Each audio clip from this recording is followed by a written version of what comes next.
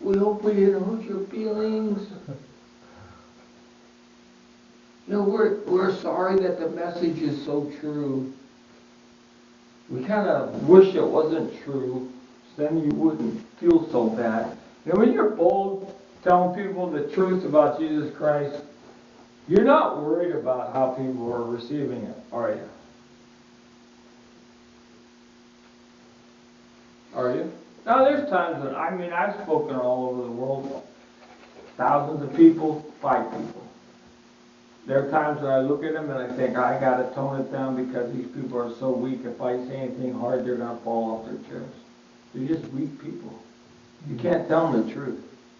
And if you do tell them the truth, you got to whisper it for fear that they were going to be offended if you tell them the truth. Right? Not my style. Most of you know me. That's not my style. Right? Because I believe boldness comes from the Spirit of God. Spiritual boldness. Tell people the truth and tell them with confidence. Right? Tell them with conviction. Tell them with some enthusiasm. Right?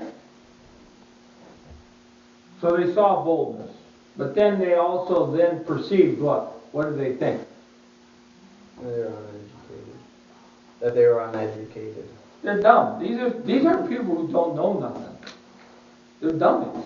They didn't go to college. They didn't go to high school. They might have been homeschooled to like age 6. They don't know nothing. So, and how do you perceive that about somebody?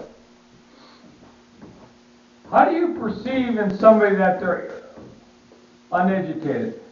The words they use. The type of slang they might use when they're talking. Slang? Dialect.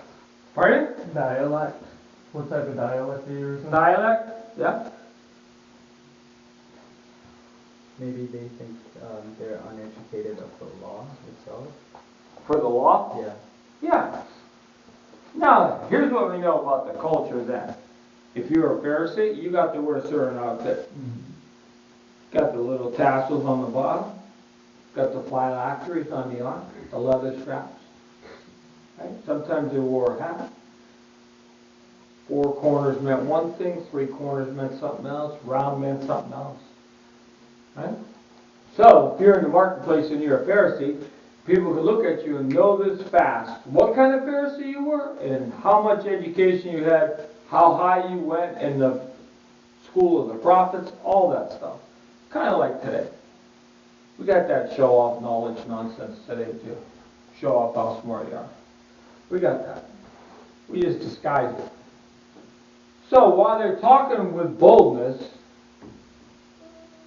they want to dismiss the subject by allowing them to discredit the messenger. They're stupid people. Maybe it was their language, the actual words, their dialect, being uneducated, maybe from Galilee, right? Because the Galileans had a bit of an accent, they had a twang, right? So, yeah. Nevertheless, it was strong enough that they could say, wow, these are unlearned and uneducated men. They're ignorant. They're ignorant. Right? But what else did they realize?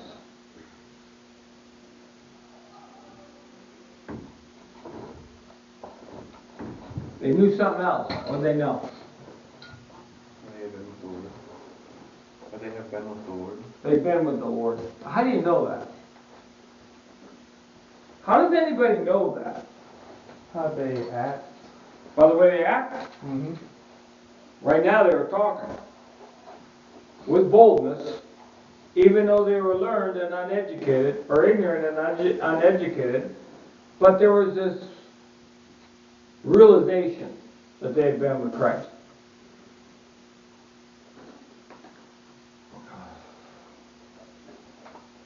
I can't tell you who you've been with yet today. I'm going to guess you guys have been with each other. You guys have been together earlier today? That's just a guess based on a t-shirt. You haven't been with any of these people yet? You two have been together so far today? Prior to getting here? No, No? not before. No? Who were you with? My parents. Like coming here? No, Oh, before you got here this morning. with the Harveys. The Harveys. Who were you with? The Lord's. So you guys are all together. That's just a guess. I perceived that. He was with the. I perceived that. Mm-hmm. That you guys were together. Alright? I was with them. You were with him too? Yeah. Well, you're getting sneaky, aren't you? Yeah, Huh? he had enough of us, that's why he had the space on the thing. No, I thought someone was sitting there earlier until like after he got down and I realized it was his stuff. So.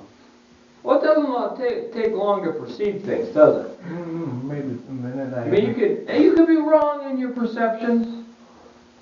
You know? Perceptions can be wrong.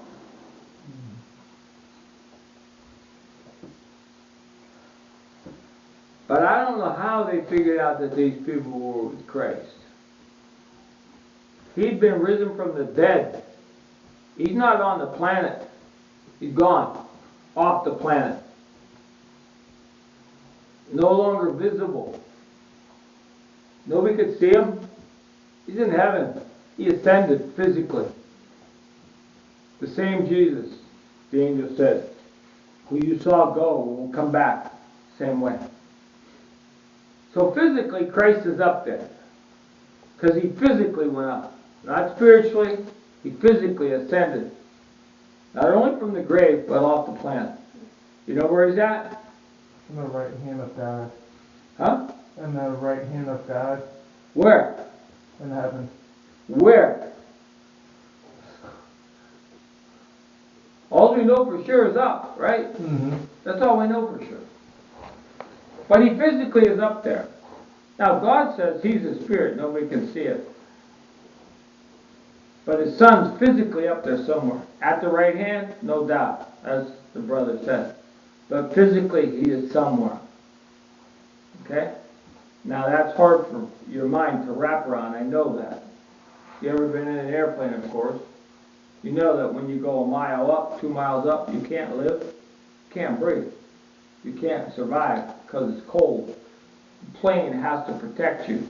The walls of the plane pressurized with oxygen so that you can survive. And then they have to heat it because if they didn't heat the plane, you would freeze up there that high. I flew once at 72,000 feet on the way home from China to Seattle. That's pretty high, right? That's pretty high. That's the highest I ever flown. Point is that you can't live up there, but Jesus Christ is living up there with a body at the right hand of the Father. But he's not on the planet. He sent his spirit instead. He said, promised, day of Pentecost, I'm going to give you my twin. Right? Day of Pentecost. I'm going to give you my twin in spirit form. He's my twin. He's my other comforter. That's the word, my twin. He's my twin. He's going to come. He's not only going to be with you, he's going to be in you. So when you become a Christian, boom, he comes and lives inside you. But that's not what these people are talking about. They're not talking about, well, you kind of remind me of Christ. Well, you have the fruit of the Spirit, your love and joy and peace. And in fact, they're aggravated by these people. Because they spoke with such boldness, being ignorant like they were. But they had this one dimension. You've been with Christ. I'll ask you. Anybody ever say that about you? Have you ever had this experience? Now you were preaching Christ with such boldness, even though people looked at you and thought that you were ignorant, and knew that you weren't educated, and that you were speaking about things that you weren't trained in, but you had spiritual boldness. But they also knew one thing about you. You were with Christ. You were with Christ. You know what happened to these people? They detained them. Kept them overnight.